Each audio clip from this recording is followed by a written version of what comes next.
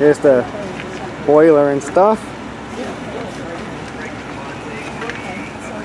for 1309.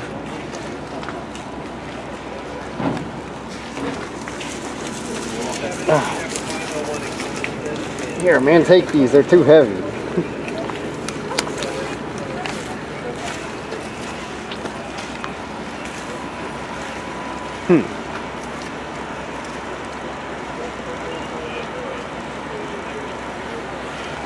So this is the Ridgely Yard.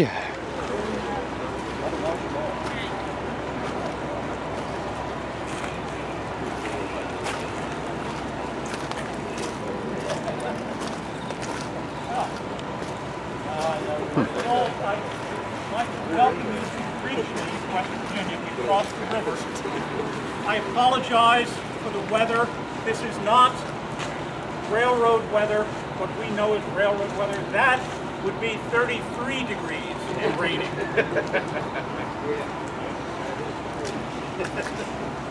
So what you're seeing here is the site of an early 20th century locomotive terminal built for the West Virginia Central and Pittsburgh, which was a regional coal hauling railroad that went from Cumberland down to Elkins, West Virginia. Did a lot of resource extraction work, owned by a senator from West Virginia named Henry Gassaway Davis. In the late 19th, early 20th centuries, you all may have heard of a fellow named George Gould, very famous 19th century railroad developer and tycoon. His son George, in the early 20th century, had a dream, and it was a dream, to create a true transcontinental railroad. Yes, Gene? Okay, we're back up. Yes, I'm sorry, yes, we're clear. He acquired and built railroads stretching from at the cab of the 1309, partly because it is raining more heavily, and partly because in railroad world, when you're doing the steam locomotive, taking off the cab is kind of a milestone. It means you're really serious. And this will be, you see rusty spots, and it needs a fair amount of work, but it's largely intact and salvageable. And this will be one of the last things we do. You can run a locomotive without a cab. It's a little tedious. You have to be careful you don't fall off, but you can leave this for later. I'm going to suggest we walk around this way. No, I'm going to suggest we walk that way. Let's go back in the vicinity of the Blue Steps, and we'll talk about that pile of pipes on the cart. I'll walk through the tunnel.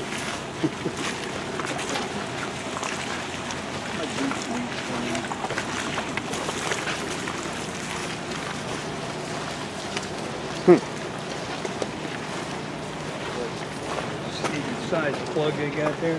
Yeah. One of the difficulties in explaining a steam locomotive in parts is that it's in parts, and it makes no sense, and things are out of order. So you might think about this as the part of the circulatory system of the locomotive. These are called superheater units. They're in bundles of 4. These bundles fit inside a flue like that inside the boiler. So when we see the front tube sheet, you'll see little holes and big holes. Those big pipes fit in the big holes, and these little pipes fit in the big pipes. The idea is that the tubes, the little pipes, carry hot gases from the firebox through the boiler, through the water space, and the gases collect in the front of the locomotive and are exhausted out the stack. Well, the flues also carry those firebox gases, very hot gases, but by putting steam pipes inside those flues, you have a much greater surface area exposed to those hot gases. It makes the locomotive much more efficient. You make steam quicker, it's hotter steam, it's higher pressure steam, you're storing more energy in that steam. Keep in mind that a steam locomotive is nothing more than a heat transfer device. The heat comes from burning coal. Burning coal heats water, so the thermal energy is moved from the firebox into the water, turns into steam, then you move that steam into cylinders and make a piston go back and forth. So we're converting potential energy into thermal energy into steam that's converted into mechanical energy. That's what makes the train go. And it's not quite nuclear physics, but it takes a while to kind of catch on. The car you see behind there is actually in pretty good shape. It's a former Northern Pacific observation lounge car owned by a Dutch airline pilot. When you're an airline pilot, what is 3,000 miles to come play with your toy and work on your product? Wow. Find your way however you like. In the puddle, beside the puddle, through the puddle. There's the puddle. So the front of the engine is ahead of us. The engineer sits on the right-hand side. The fireman sits on the left. The cab, if it were turned around, would fit onto this deck here. This is former Chesapeake and Ohio, number 1309. I won't bore you with the technical details, but this was built in 1949 by the Baldwin Locomotive Works.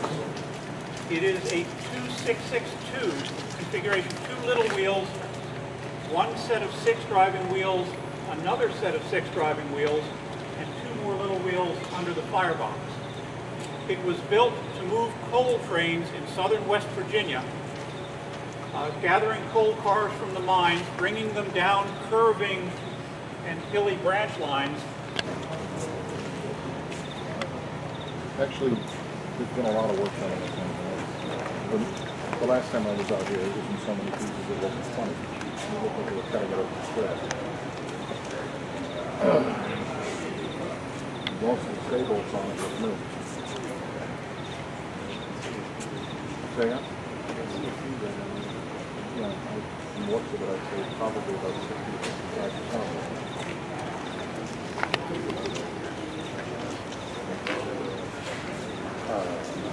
You don't pick up stay-bolts and say you don't need them. Some of the bolts. What do you think of this engine, man? It's pretty damn good. A lot going on in there, isn't there? Uh-huh. You need to come to the B&O one so you can see the Allegheny. The Allegheny's like 30 feet longer than this.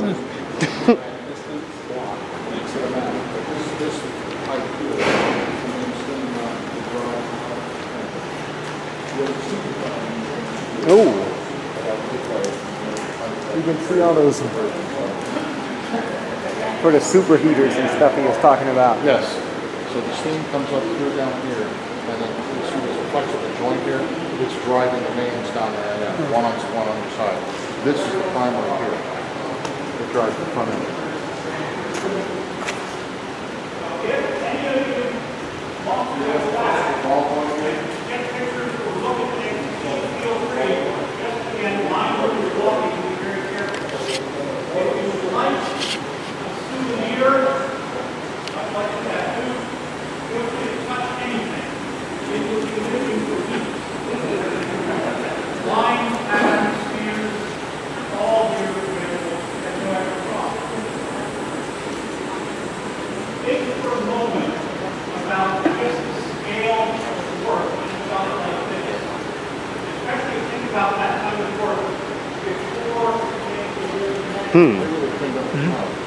This is pretty amazing. You